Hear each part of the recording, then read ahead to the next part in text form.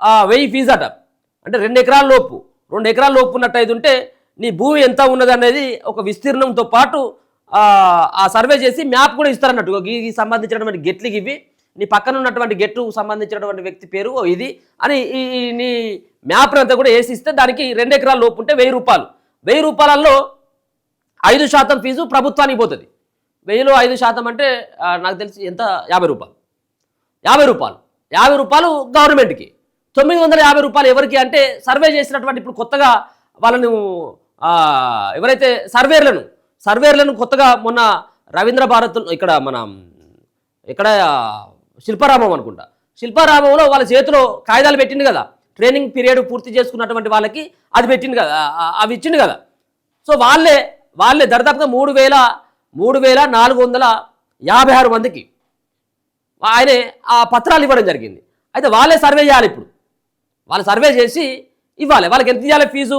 1000 రూపాయల ఫీజు ఇవ్వాలి.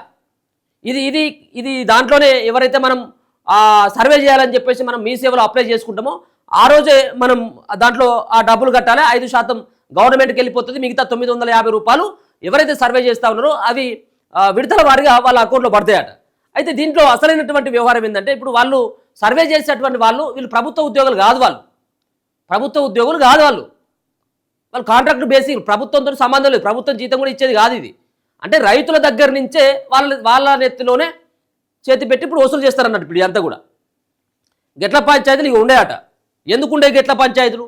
అప్పుడు ఉన్నటువంటి విఆర్ఓ వ్యవస్థ ఉన్నప్పుడు గెట్ల పంచాయతీలు లేవా? ఎన్నిసార్లు సర్వేలు చేసినా ఎన్నిసార్లు అవి గెట్లు నాటిపోయినా కానీ పంచాయతీలు అయ్యేటి. సో మరి వీళ్ళతో కొత్తగా వచ్చేటువంటిది ఏందో తెలియదు. మరి ఈ అంతా కూడా లాగిన్లు అంతా కూడా కొత్తగా నియమితులైనటువంటి సర్వేర్లకు ఇస్తారట.